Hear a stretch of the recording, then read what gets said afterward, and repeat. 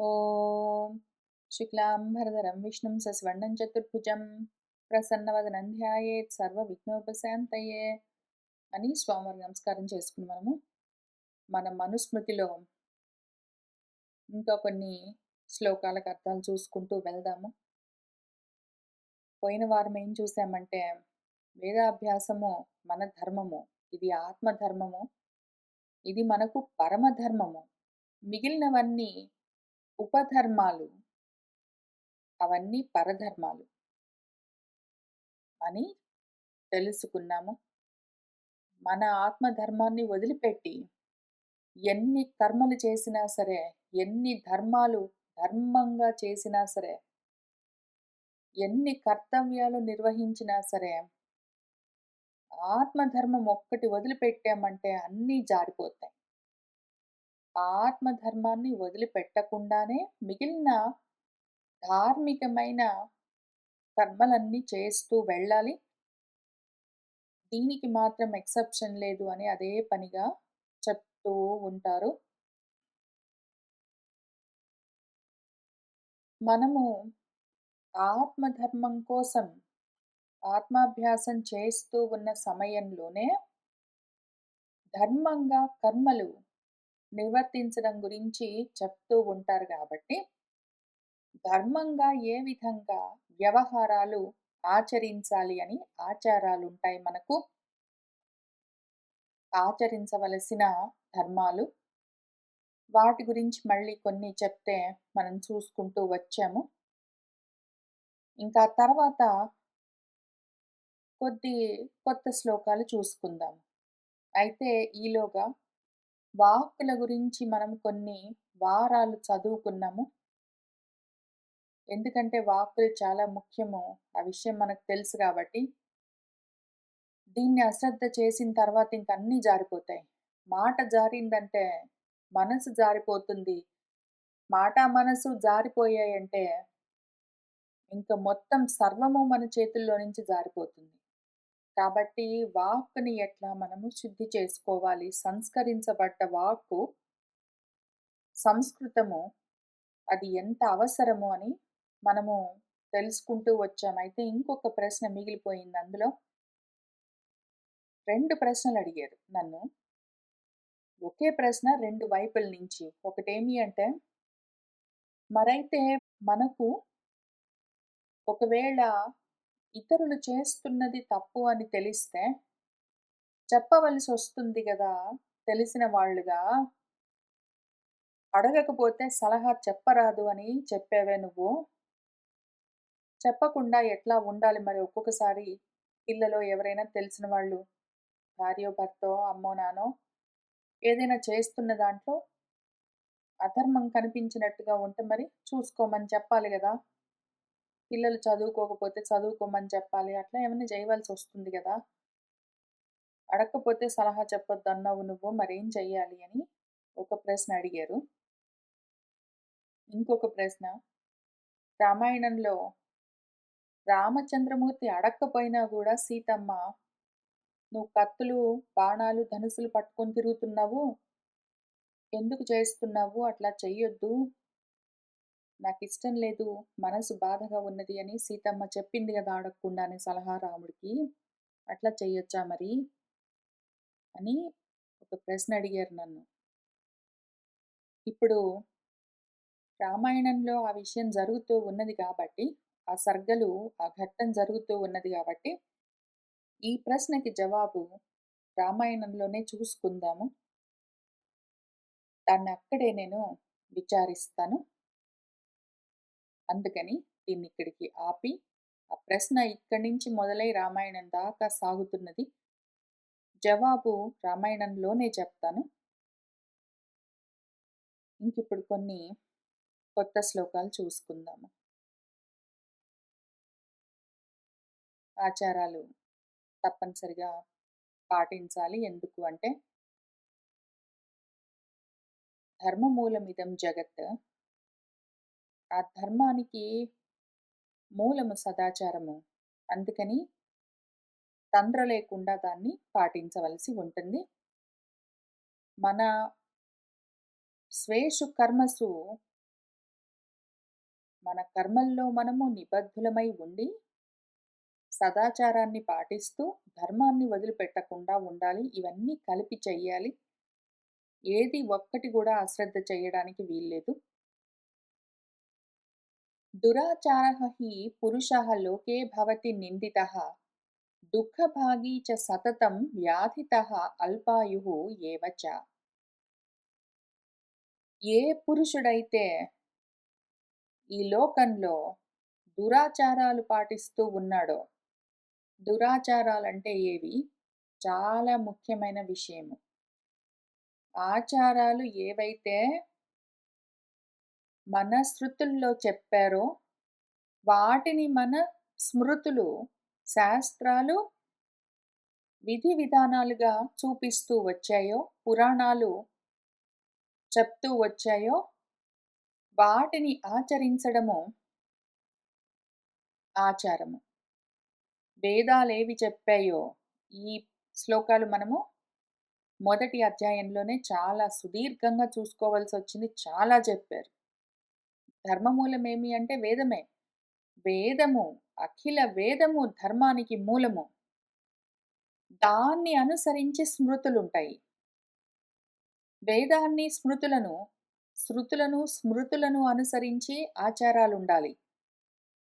ఆ తర్వాత ఆత్మతృప్తి, ఆత్మశాంతి మన మనసు కూడా మనకు చెప్తూ ఉండాలి. ఈ 4 కలిసి రావాలి.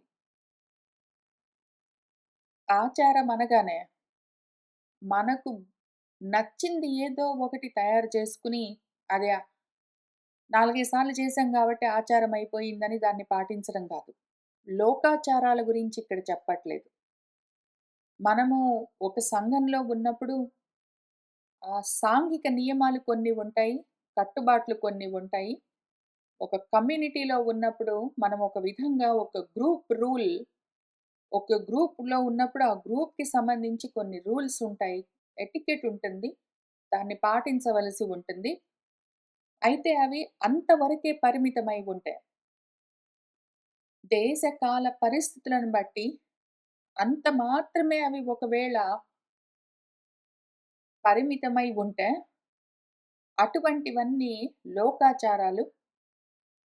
అవన్నీ ఒక చోట సమూహంగా కూడిన ప్రజలు ఒప్పందం ప్రకారము అందరూ కలిసి అంగీకరించిన వాటిని కట్టుబాట్లుగా పెట్టుకొని పాటిస్తూ ఉంటారు. ఇంక తర్వాత ఆ గ్రూప్‌లో ఉన్న వాళ్ళందరూ, తర్వాత వచ్చి చేరిన వాళ్ళందరూ, ఆ గ్రూప్‌లో ఉన్న వాళ్ళకి పుట్టిన వాళ్ళందరూ ఇంక దాన్ని ఫాలో అవుతూ ఉంటారు. అవన్నీ కట్టుబాట్లు, నియమాలు అంతవరకే పరిమితమై ఉంటాయి. వాటి గురించి చెప్పవు మన శాస్త్రాలు. అవి కూడా ఎట్లా ఉండాలి అంటే, సాంఘికమైన కట్టుబాట్లు గూడా ఎట్లా ఉండాలి అంటే, మళ్ళీ వేదం చెప్పిందేదున్నదో, దాన్నే స్మృతులన్నీ మన మనుస్మృతి దగ్గర నుంచి, పరాశర స్మృతి దగ్గర నుంచి, మన పురాణ ఇతిహాసాల దగ్గర నుంచి, ధర్మశాస్త్రాలన్నీ వేదం చెప్పిన విషయమే చెప్తూ వస్తాయి. ఇందులో ఏవి చెప్పారో అవి ఆచారాలుగా ఉండాలి మనకు. వాటినే మనం ఆచరిస్తూ ఉండాలి. వేదం వాక్కు.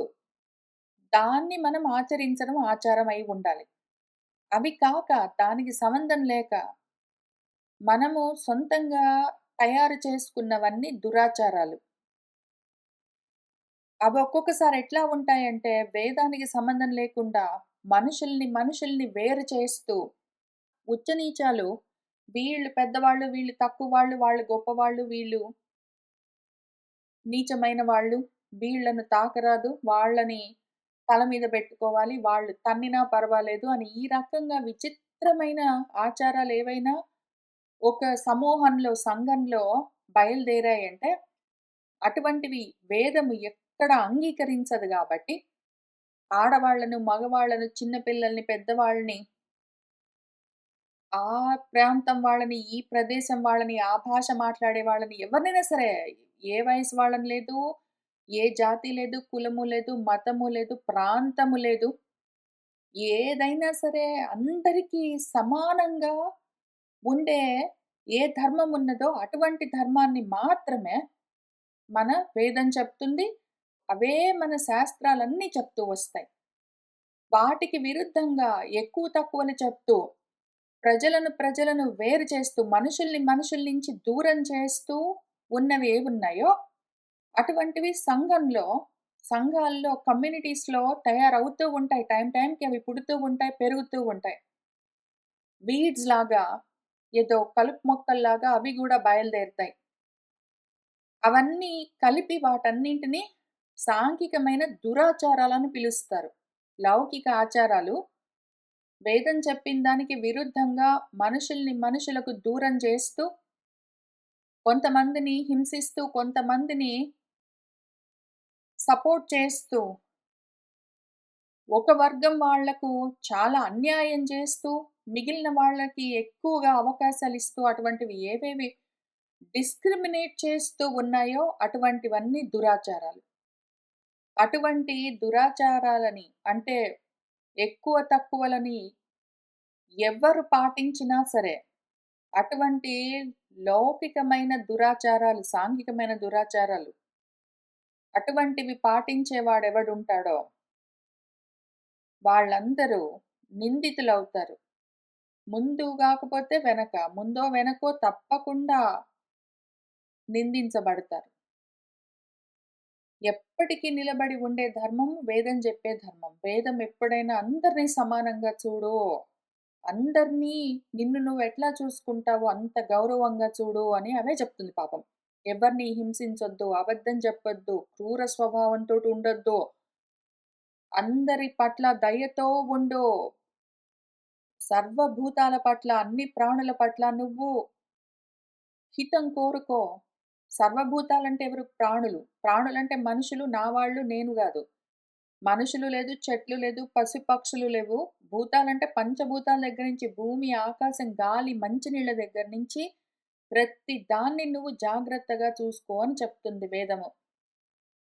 అది పక్కన పెట్టి దానికి విరుద్ధంగా ప్రకృతికి హాని కలిగిస్తూ, మనుషులని హింసిస్తూ, పశుపక్షులను బాధపెడుతూ, ఎవ్వరైనా సరే ఏ విధంగా ఏ కట్టుబాట్లైనా సరే పాటిస్తూ అది ఆచారం అనుకుంటూ ప్రవర్తిస్తే, ముందో వెనకాలో నిందితుడవుతాడు తప్పనిసరిగా. ఎవరు పూజనీయుడవుతాడో అందరినీ సమానంగా దయతో చూడగలిగినవాడు. ఎవ్వరిని మనసా, వచసా, కర్మణా హింసించకుండా ఉన్నవాడు. అబద్ధం చెప్పనివాడు. మృదు స్వభావి. అటువంటి వాళ్ళెవరున్నారో వాళ్ళు ఎప్పుడూ పూజనీయులే. ఈ విషయం మనం జాగ్రత్తగా ఆలోచించుకోవాలి. మనం ఎవరినైనా ఏదో ఒక ఆచారం పేరు చెప్పి మనుషులకు దూరం చేస్తూ, కట్టుబాట్లని చెప్తూ, హింసిస్తూ ఉన్నాము అంటే వెంటనే ఆగి ఆలోచించుకోవాలి. ఇది నేను లోకంలో విని, చూసి, తెలుసుకున్న ఆచారమా? వేదము అంగీకరించేది, భగవంతుడు మెచ్చుకునే ఆచారమా అని ఆలోచించుకుని, భగవంతుడు నా గుండెలో కూర్చున్నవాడు బాధపడతాడు. నా హృత్కమలంలో ఉన్నవాడు భగవంతుడు చిన్నబుచ్చుకుంటాడు, బాధపడతాడు. నా మనసుకి బాధనిపిస్తున్నది. వేదం ఒప్పుకోదు అని ఏం తెలుస్తుందో అటువంటి ఆచారం మనం పాటించకపోవడమే మంచిది. ఆ రకంగా అయినా గూడా ఏవో కట్టుబాట్లున్నాయి, నియమాలున్నాయి, ఆచారాలనుకుంటూ, మనల్ని మనం బాధ పెట్టుకుంటూ, ఇతరులని మన చుట్టూ ఉన్న ప్రకృతి దగ్గర నుంచి, ప్రాణుల దగ్గర నుంచి, మనుషుల వరకు ఎవ్వరిని ఒక్కళ్ళనైనా సరే, ఒక్కసారైనా సరే హింసించవలసి వచ్చింది అంటే అది దురాచారమైపోతుంది ఆటోమేటిక్. వేదం దాన్నెప్పుడూ అంగీకరించదు. భగవంతుడు ఎప్పుడూ ఒప్పుకోడు. ఆయన మెచ్చడు. అటువంటి వాళ్ళేమవుతారు, ఆ విధంగా దురాచారాలని పాటించేవాళ్ళు సతతం ఎల్లప్పుడూ దుఃఖభాగులవుతారు. వాళ్ళకు దుఃఖమే ఉంటుంది. వాళ్ళు మొండి పట్టుదలతోటి, ధృతితోటే, శ్రద్ధతోటి, నమ్మకంతోటి, పట్టుదలతోటి ఏదైనా సరే మనుషుల్ని వేరు చేయడము, తూలనాడడము, నిందించడము, బాధించడం, హింసించడం చేస్తూ ఉన్నారు అంటే వాళ్ళకి దుఃఖమే మిగులుతుంది ఎప్పుడు. వ్యాధులతో ఉంటారు. ఎందుకంటే మొండి పట్టుదలలతోటి వాళ్ళు నమ్మిన దాన్ని ఇతరులు పాటించాలని పట్టుదలలకు పోయిన వాళ్ళకు మనసు ఎప్పుడూ తాపంతో ఉడికిపోతూ ఉంటుంది కాబట్టి వాళ్ళు వ్యాధులతో ఉంటారు. అల్పాయుష్కులై ఉంటారు. అయితే అటువంటి దురాచారాలు గాదు. వేదం చెప్పిన ఆచారాలు, సదాచారాలు ఎవరు పాటిస్తారో వాళ్ళెట్లా ఉంటారో చూద్దాం. సర్వలక్షణహీనః అపి యః సదాచారవాన్ నరః శ్రద్ధదానః అనసూయః చ శతం వర్షాణి జీవతి అని ఆశీర్వచనం చేస్తూ ఉన్నాయి మన శృతులు, మన స్మృతులు. మన శాస్త్రాలన్నీ, మన వేదాలన్నీ ఎవరైతే సదాచారవంతుడై ఉంటాడో వాడు సుఖంగా ఉంటాడు అని ఆశీర్వచనం చేస్తూ ఉన్నాయి. సర్వలక్షణహీనః అయినా గూడా వాడు. సర్వలక్షణాలు వాడికి ఏ ఒక్క గొప్ప లక్షణం అని నువ్వు అనుకుంటావో, అవి వాడి దగ్గర లేకపోయినా గూడా, నీ కంటికి వాడు నీకన్నా తక్కువ డబ్బులతో ఉన్నాడు, లేదా తక్కువ అందంతో, లేదా తక్కువ పదవితో, తక్కువ చిన్న ఇంటితో అట్లాంటివన్నీ తక్కువున్నాయి. వాడికేమి ఎక్కువ లేవు. చాలా గొప్పవాడు గాడు. వయసులో పెద్దవాడో, చిన్నవాడో, ఆస్తులు, అంతస్తులు అంతంత మాత్రంగున్నాయి. చదువు అంతంత మాత్రం, అందం అంతంత మాత్రం. ఏమి పెద్ద గొప్ప అవకాశాలు లేవు అని నీకనిపించొచ్చు. అన్నిట్లో తక్కువుండిండొచ్చు. అట్లా లౌకికంగా చూసే విషయాల్లో, లోకంలో ఇవి గొప్ప అని ఏవి చెప్పుకుంటామో, గొప్ప అందము, గొప్ప తెలివితేటలు, గొప్ప చదువు, గొప్ప ఏదో ఐశ్వర్యము, ఏవో ఇళ్ళు, పిలికున అవన్నీ గొప్ప గొప్పవన్నీ ఉంటే, అన్ని సర్వ లక్షణాలు లేకపోతే అవలక్షణాలని అనుకోవచ్చు. వాడికి లేకుండా ఉన్నట్టుగా కనపడొచ్చు. కానీ వాళ్ళలో ఒక్కటుంటుందనుకోండి సదాచారము. వేదం చెప్పినట్టు వేదం ఏం చెప్తుంది? ఎప్పుడూ ఒకటే చెప్తుందది. ఎవరిని హింసించకు, దూషించకు, నిందించకు, ఎవరి పట్ల కోపంగా ఉండకు, కోరికలతో రగిలిపోకు, జ్ఞానం కోసం తపించు, ఆత్మ సాధన కోసం ఆలోచన చెయ్యి, అబద్ధం చెప్పొద్దు, శాంతిగా ఉండు, దయతో ఉండు, క్షమ, ఓర్పు, సహనంతో ఉండు, తితిక్ష అలవాటు చేసుకో అని ఇంక ఇవే చెప్తుంది. ఈ రకమైన ఆచారాలు ఎవరికి ఉంటాయో, అటువంటి నరుడెట్లా ఉంటాడు? వాడికి 2 ఉంటాయి చాలా ముఖ్యమైన లక్షణాలు. మనకు జనరల్‌గా ప్రపంచంలో లౌకికమైన లక్షణాలు. గొప్ప చదువు, గొప్ప అందం, గొప్ప డబ్బులు అవన్నీ ఉంటే ఉన్నాయి, పోతే పోయాయి. ఇదొక్కటి వేదం చెప్పిన విధంగా, మన శాస్త్రాలు చెప్పిన విధంగా వాడు బ్రతుకుతున్నాడంటే ఆ మనిషి వాడిలో 2 ఉంటాయి. వాడు శ్రద్ధావంతుడై ఉంటాడు. వాడిలో అనసూయ ఉంటుంది. ఇది ఎంత గొప్ప విషయం అంటే ఇంక అంతా ఇంతా గాదు. అసలు అంతా ఇంతా గాదు. శ్రద్ధ ఉండాలి, అనసూయ ఉండాలి. ఎంత విషయం అంటే ఇది. దీని గురించి ఎన్ని చోట్ల చెప్పారో మన భగవంతుడు భగవద్గీతలో కొన్ని చూపిస్తాను. శ్రద్ధ, అనసూయ ఇంక దీని గురించి ఆయన ఎంత చెప్తారో.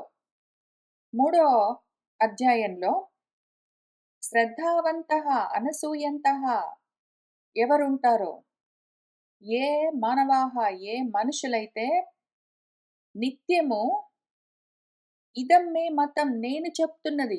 భగవంతుడు ఏది చెప్తారు? భగవంతుడు చెప్పిందే వేదంలో ఉండేది. వేదం చెప్తున్నది ఎక్కడి నుంచొచ్చింది? భగవంతుడు చెప్పిన దగ్గర నుంచే వేదం చెప్తూ వచ్చింది. ఆయన ఊపిరిలే మనకి వాక్కులయ్యాయి. కాబట్టి నా మతము, ఆ మతము, ఈ మతము లోకంలో లౌకికంగా బయలుదేరిన మతాలన్నీ గాదు. నా మతము. నేను చెప్పిన మాట.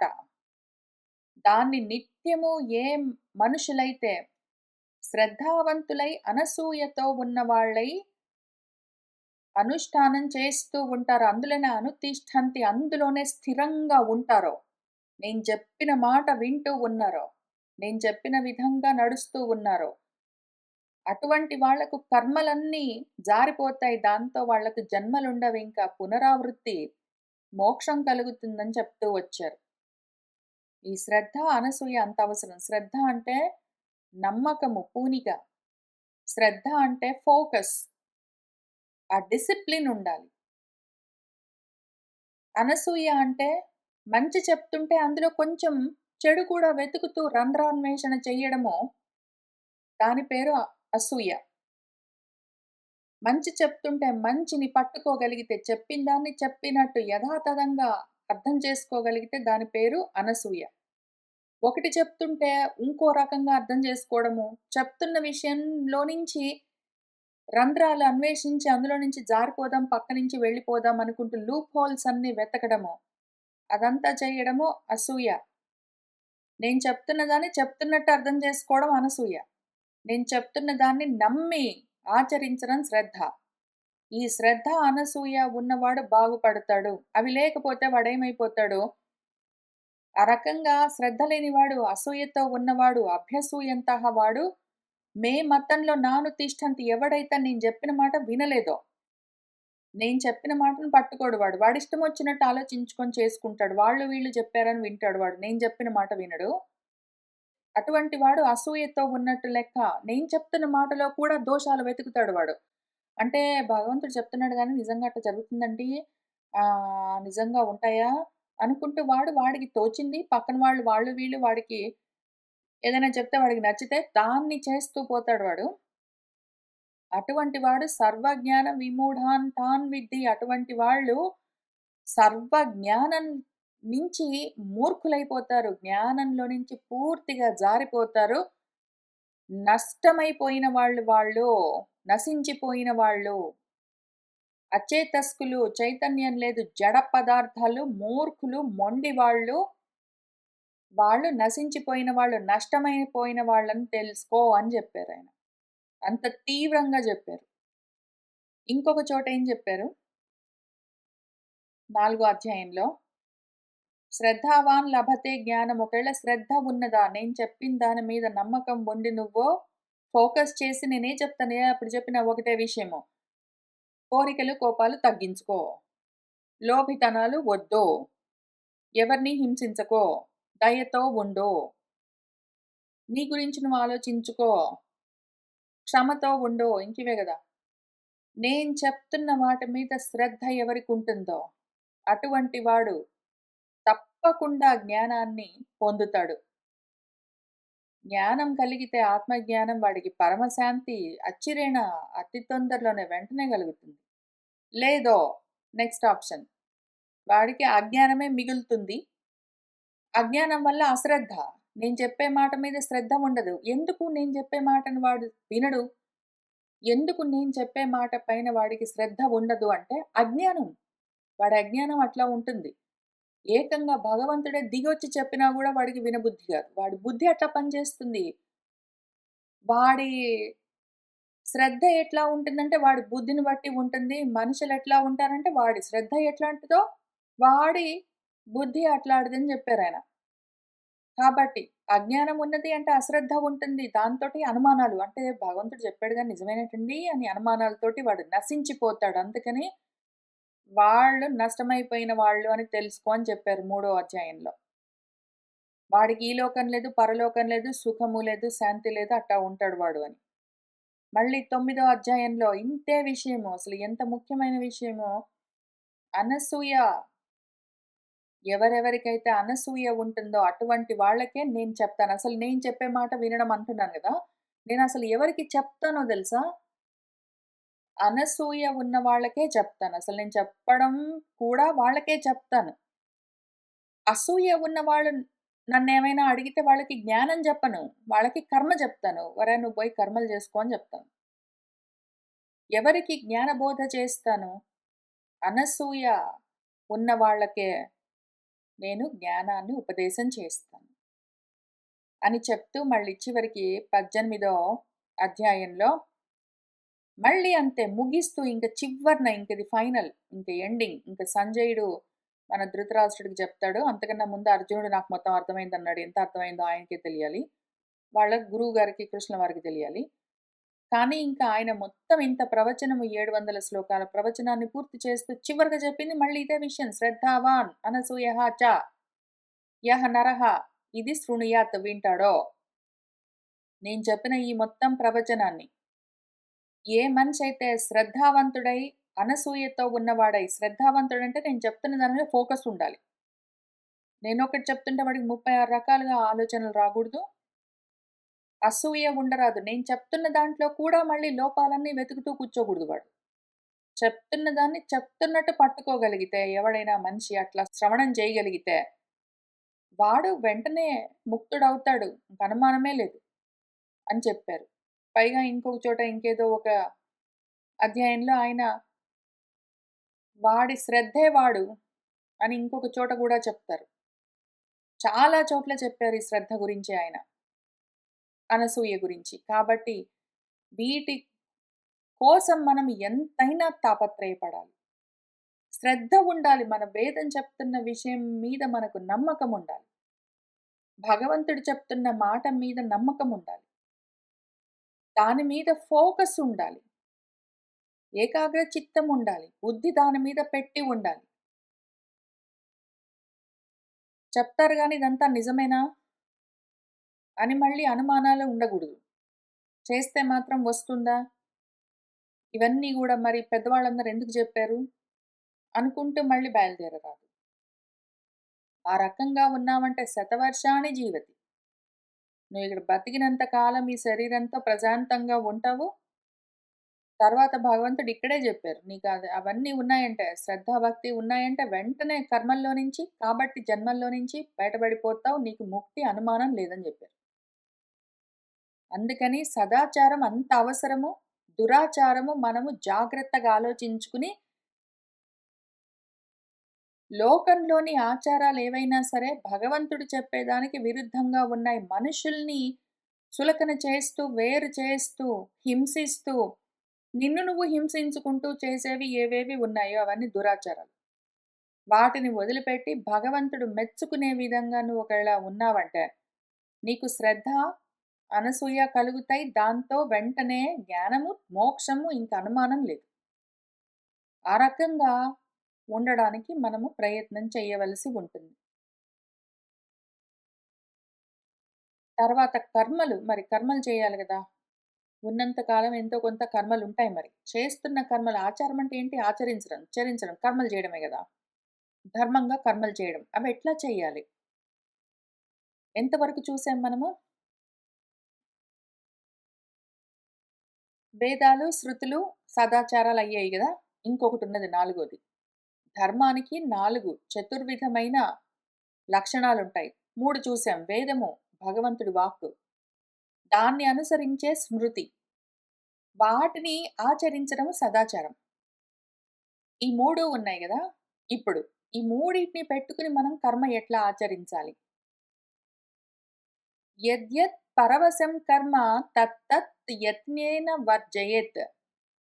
యద్యత్ ఆత్మవశంతు స్యాత్ తత్తత్ సేవేత యత్నతః.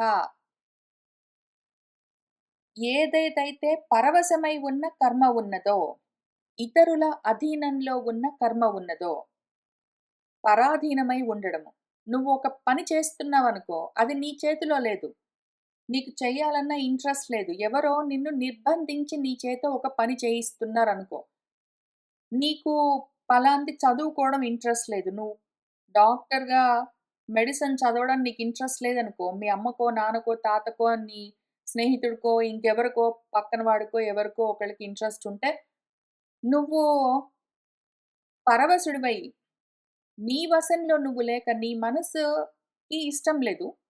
నీ మనసుకి ఇష్టం లేని పని నీ వశంలో నువ్వు లేక, పక్కన వాళ్ళు నిర్బంధిస్తున్నారని, వాళ్ళ బలవంతాలకి, వీళ్ళ ప్రోద్బలాలకి, వాళ్ళ నిర్బంధాలకి, వీళ్ళ ఇన్‌స్పిరేషన్స్‌కి, వాటికి, వీటికి లోనయ్యి నువ్వు వాళ్ళ వశంలో ఉండి కర్మలు చేస్తూ ఉన్నావు అంటే వెంటనే ఆపేయి. ప్రయత్నం మీద ఆపేయి అసలు. ఆగు. నీకిష్టం లేకపోతే నువ్వు చెయ్యకు. అటువంటి కర్మలు వర్జయేత్ వదిలిపెట్టవలసి ఉంటుంది. వదిలేయి. ఒకవేళ నీకు పలానా ఉద్యోగం చేయడం ఇష్టం లేదు. ఆఫీస్‌లో వాళ్ళు ఊరికే ఏదో మాటలంటున్నారు. ఏదో జరుగుతుంది. లేతే నీకు తెలిసిన వాళ్ళు లేదు నువ్వు ఆ ఉద్యోగం చేసి తీరవలసిందే అంటున్నారు. లేతే నీకు పలానా పెళ్లి ఇష్టం లేదు. మీ వాళ్ళెవరో లేదు నువ్వు తప్పనిసరిగా పెళ్లి చేసుకోవాలనే అంటున్నారు. మీ అమ్మో, నాన్నో, మీ పిల్లలో, తెలిసిన వాళ్ళో, స్నేహితులో, బంధువులో లేదు నువ్వు ఈ పెళ్లి చేసుకోవాల్సిందే అని నిర్బంధిస్తున్నారు. లేదా అసలు నువ్వు ఎవరిని పెళ్లి చేసుకోవాలి అని ఇంట్రెస్ట్ లేకుండా ఉన్నావో, ఆ అమ్మాయో, అబ్బాయో లేదో నువ్వు నన్ను పెళ్లి చేసుకొని తీరవలసిందే అని నిన్ను నిర్బంధిస్తున్నారనుకోండి. అటువంటి నిర్బంధాలతోటి ఉన్న కర్మ అంటే ఆ పెళ్లి లాంటిది చేసుకోవద్దు, వద్దు, ప్రయత్నం మీద ఆపేయి. యత్నేన వర్జయేత్ వదిలిపెట్టేయి. నీ మనసుకి ఇష్టం లేకపోతే అటువంటి పని చెయ్యకు. ఎప్పుడూ చెయ్యకు. నీ మనసే నీకు సాక్షి. ఎవరు ఎంత చెప్పినా సరే నీ మనసు ఒకవేళ అంగీకరించకపోతే అది బాధపడుతున్నదంటే దాన్ని బాధ పెడుతూ, దాన్ని ఏడిపిస్తూ బలవంతంగా నువ్వు చేస్తే కూడా ఆ కర్మ ఫలించదు. చెయ్యొద్దు, వద్దు. యత్ ఆత్మవశం తు నీ మనసుకి ఇష్టమైన పని నీ వశంలో ఉన్నది. నీ అధీనంలో ఉన్న కర్మ ఏదైనా ఉంటే పని, పలాంది నువ్వు చదువుకోవాలనుకున్నావు. నీకు ఇంట్రెస్ట్ ఉంది.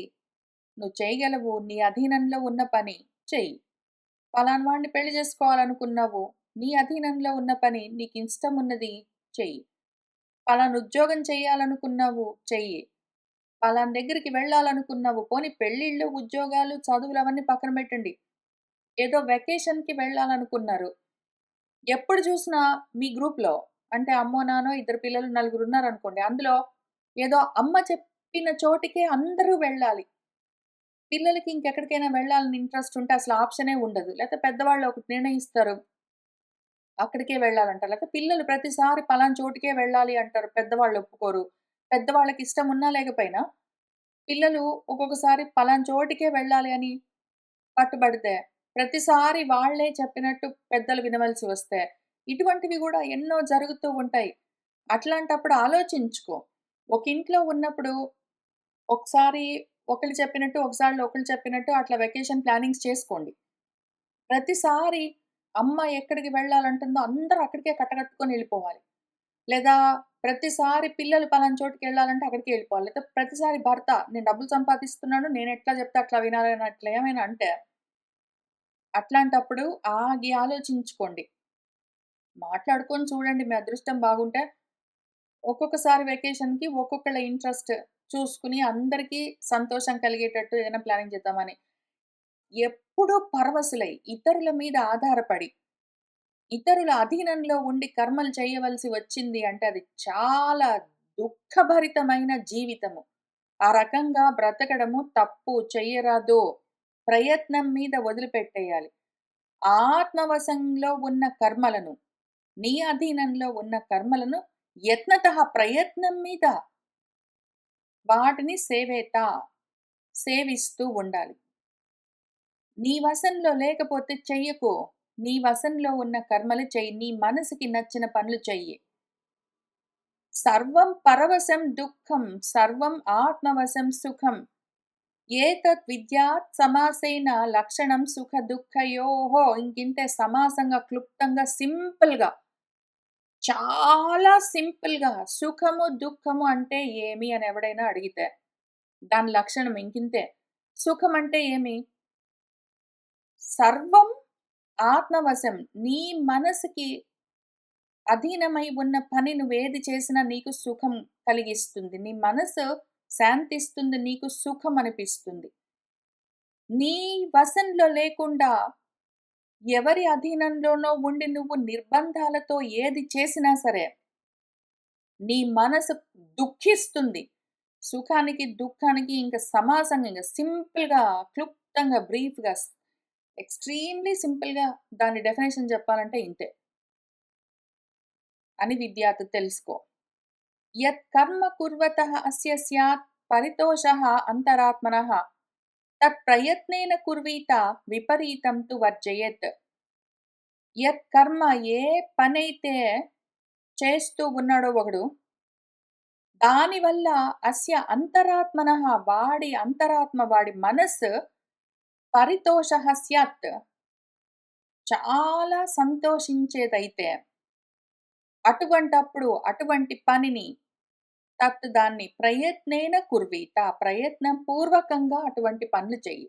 ఏ పని చేస్తే నీ మనస్సు శాంతిస్తుందో, ఏ పని చేస్తే నీ మనసు సంతోషిస్తుందో, ఏ పని చేస్తే నీ మనసు సుఖంగా ఉన్నట్టుగా అనుభవిస్తుందో, అటువంటి పని చూసుకుని ప్రయత్నం మీద చెయ్యి. కాక నీ మనసుకు బాధ అనిపించే పని, నీకు దుఃఖం అనిపించే పని, నీకిష్టం లేని పని బలవంతంగా ఇతరుల నిర్బంధాన్ని అనుసరించి చేయడానికి ప్రయత్నం చెయ్యకు. అటువంటి విపరీతమైన కర్మలు, నీ మనసుకి విరుద్ధమైన కర్మలు, నీ మనసు అంగీకరించని, నీ మనసు ఒప్పుకోని పనులు వదిలిపెట్టేయి, చెయ్యకు. ఇది నాలుగోది. ఇది నాలుగోది. మూడేం చెప్పుకున్నాం మనము? వేదం చెప్పినట్టే చెయ్యాలి మనము. వేదం చెప్పింది మనకు వెంటనే సరిగ్గా డైరెక్ట్‌గా అర్థం కాకపోతే స్మృతులున్నాయి, ధర్మశాస్త్రాలున్నాయి, పురాణాలున్నాయి, ఎక్స్‌ప్లెయిన్ చేస్తాయి. ఇందులో ఉన్న విషయాలనే మనము సదాచారాలుగా పాటించాలి. అయితే ఎంత సదాచారమైనా సరే, ఆత్మకు ప్రియం కలగట్లేదు, నీ మనసు అంగీకరించట్లేదంటే చెయ్యొద్దు. వద్దు. మానుకో. నీ మనసు నీకు సాక్షి. ముందు అసలవన్నీ సదాచారాలా అని చూసుకో. సదాచారాలు కాకపోతే వెంటనే వదిలిపెట్టేయి. నీ మనసుకి ఇష్టమా, కష్టమా చూడకింక. నీ మనసుకి ఇష్టమైనా సరే, సదాచారం కాకపోతే, వేదాలు, స్మృతులు చెప్పకపోతే దాన్ని ముందే వదిలిపెట్టేయి. ఇంకసలు అనుమానమే లేదు. అయితే నీ మనసుకి చెయ్యడం ఇష్టమే, అది సదాచారమే, వేదంలో ఉన్న విషయమే, శాస్త్రాలు ఒప్పుకున్న మాటయితే చెయ్యి.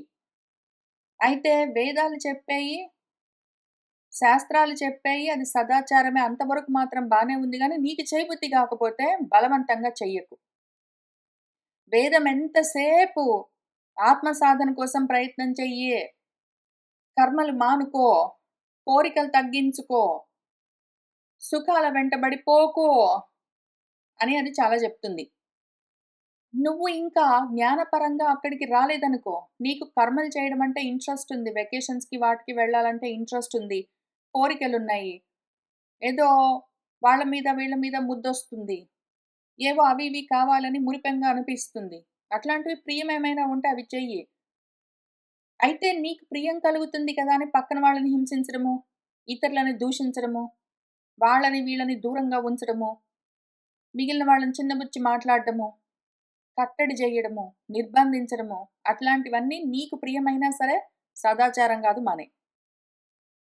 సదాచారమైనా సరే నీకు ప్రియం గాకపోతే చెయ్యకు, మానేయి.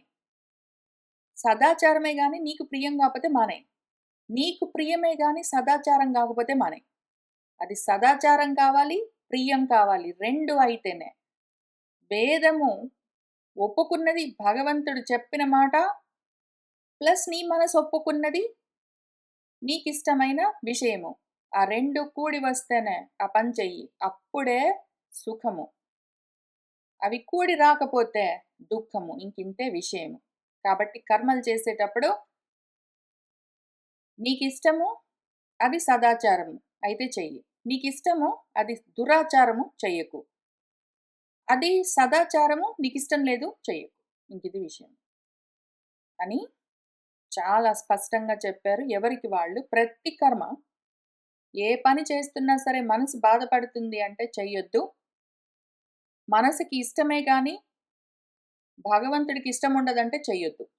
నీకిష్టము, భగవంతుడికి ఇష్టమైతే ప్రశాంతంగా చెయ్యి. హాయిగా సుఖంగా ఉండు అని చెప్తూ ఉన్నారు. ఇంకక్కడి నుంచి మళ్ళీ ఇంకా కొంచెము ధర్మాల్ని ఏ విధంగా మనం అనుష్ఠానం చేయాలని చెప్తారు. చూసుకుంటూ వెళ్దాము. ఇవాల్టికి ఇక్కడికి ఆపుతున్నాను. సర్వం శ్రీకృష్ణ పరబ్రహ్మ పాదారవిందార్పణమస్తు.